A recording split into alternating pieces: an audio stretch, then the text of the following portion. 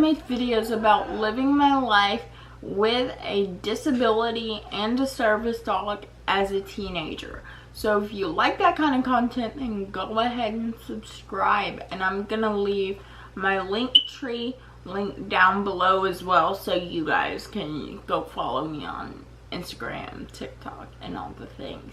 So, yeah, today's video, as you guys know, my service dog recently graduated his training program. And his trainer had us do a public access test, as most service dog trainers and programs do. However, the public access test is not required for your dog to be considered fully trained. However, most programs will do it just so they can say that the dog graduated their program and that they're ready to go, you know, and they're officially done with their training. However, there is no such thing as registries, certification, anything, paperwork, anything for service dogs. However, some programs will give you a certificate to hang up on your wall and say that your dog finished their program, which mine did. So the public access test is basically a test to consider your dog done with their training years. So what it does is it tests their ability to task, and you have to, there's like a format where you have to test them around food. You have to put food in front of them to see if they'll ignore it. It basically makes sure that they hit all the criteria that a service dog does or has in order to be like a well-trained service dog. So obviously Sammy and I passed our PA test in December, which I vlogged, and I'm so glad that I did, because now it's a memory that I will have forever. And yes, when my trainer told me we passed, I did cry. Anyway, that's besides the point. But in today's video, I wanted to give you guys my biggest advice when going into the public access test, whether you're owner training or you have a program dog, or if you did a mix of both and you have partially owner trained, partially program service dog like mine is. So my biggest tip of advice for you is do not be nervous for the test. Because if you're nervous for it on the day of, the truth is your dog feeds off of you. So if your dog can tell that you're nervous, the dog is going to be more hesitant, more nervous, etc. However, I know lots of us have severe anxiety disorders, social anxiety, whatever, and that's not exactly the easiest. But try your best, if you are nervous, not to let your dog know you're nervous. So don't act nervous around your dog as much as you can. Second tip, which if you're working with a trainer, which I know some service dogs are 100% owner trained. If you're doing a 100% owner training, then I personally recommend you do this. Do a mock test a few days before. We did that before Sammy graduated, so his actual PA test was on a Thursday. We did a mock one on that Monday. Or was it it was like 2 days before, so that the trainer and I, because she came down, so that the trainer and I could see exactly where Sammy was at and what we needed to work on before the big test day. And you know, So it was really good. He obviously passed the fake PA test, and yeah, he just literally needed to work on only a couple things. He did so good. I remember that day. I wasn't nearly as nervous for the mock test as I was for the actual one. So then, obviously, this next tip goes for months leading up to the test. Practice, practice, practice. All the training you can do. So basically what you need to do is, if you're working with a trainer, talk to your trainer.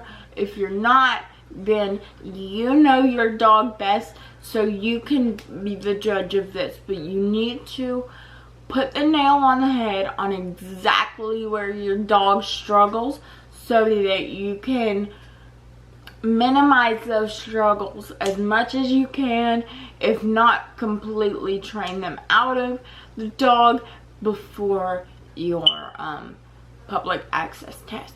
Sammy only really has a couple of gray areas that we work on every day still, but it was nothing that could keep him from graduating.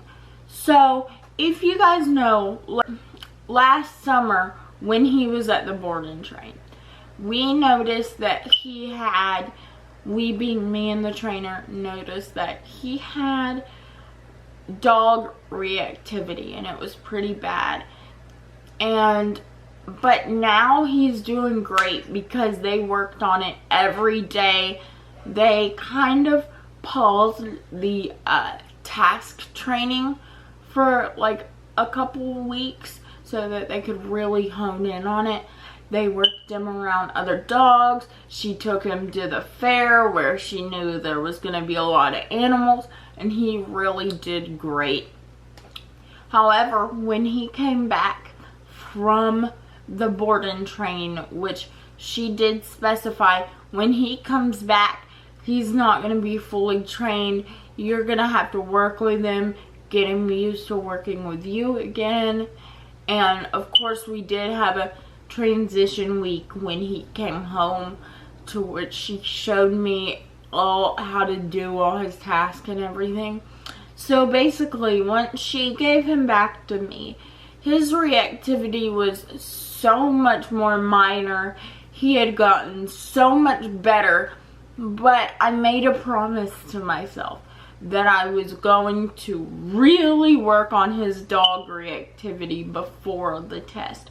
So what I did was, on the weekends, every chance I got, no matter how nerve-wracking, how scary, I would go into PetSmart with Sammy and train for like an hour on Saturdays.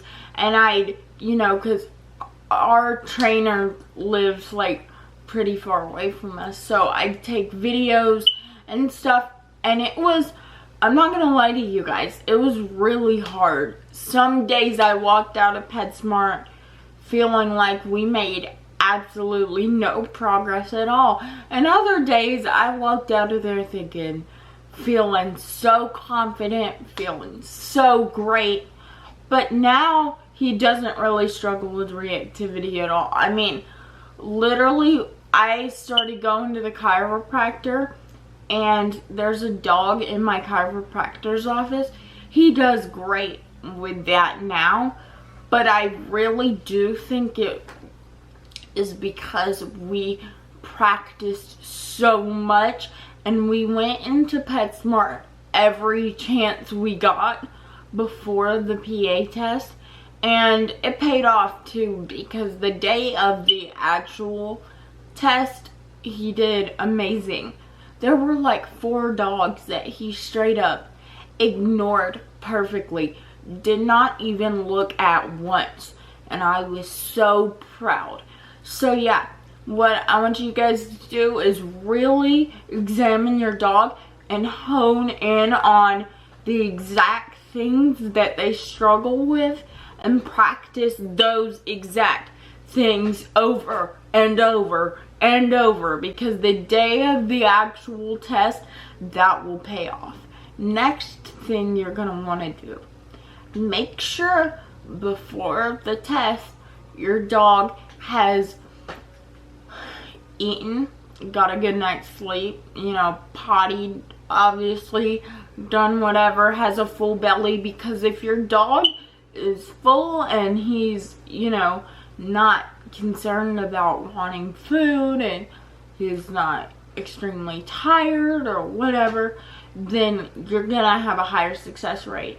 It's just like with humans, you know, if you've got a big final the day before, you go to bed early, or you get a good breakfast the next morning, you know, make sure you're all ready, you know, all those things.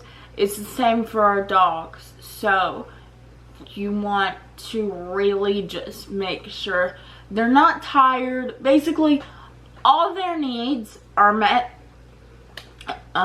before the test. And I know that seems kind of obvious, but you know, it's a good thing to think about. So another thing for the handler that I want you guys to do is think of it as a training session, even though it's not, and like they're being graded. Like if another trainer and you are working together, or if you're working with a trainer, like I literally, my philosophy during the public access test was totally ignore the clipboard in Anne-Marie's hand. Anne-Marie was my trainer. She was the one grading it. And so I just straight up ignored the clipboard. And even like we went into a restaurant, 'cause that's like one of the things, if you do a public access test, you should do all of the, check all the boxes. I'll put in the description some info about public access tests and, you know, all the things. But yeah, so I basically ignored the clipboard, and when we were sitting in Five Guys and she was grading, I stared at Sammy the whole time, and I no idea. Scrolling Good to know through he's not Instagram. nervous. I was doing whatever I could to keep my mind off it. So yeah, your key takeaways from this video should be: hone in on what your dog really needs to practice. So whether that be asking your trainer what they think your homework should be, to really just practice before the PA test. As well, ask them if they're thinking about doing a mock PA test. And if you're owner training, I really do recommend that you do a mock PA test, so that, like I said, it gives you a clearer visual of what it is you need to work on before, and study those things like crazy. Eat, sleep, and breathe your dog's weak spots. Do as much training as you can, because hard work really truly does pay off. And then lastly, make sure your dog's eaten and stuff before, gone potty, all the things. That way they're focused on working and what they need to do. And try not to be nervous. Have confidence in your dog. Have confidence that you've worked hard enough to get to this point. Pray about it before, you know, do whatever you need to do to calm yourself down and reduce the anxiety levels.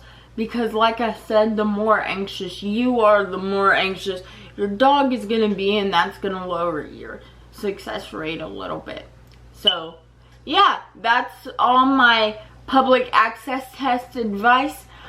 Sammy and I, like I said, recently passed our PA test in December.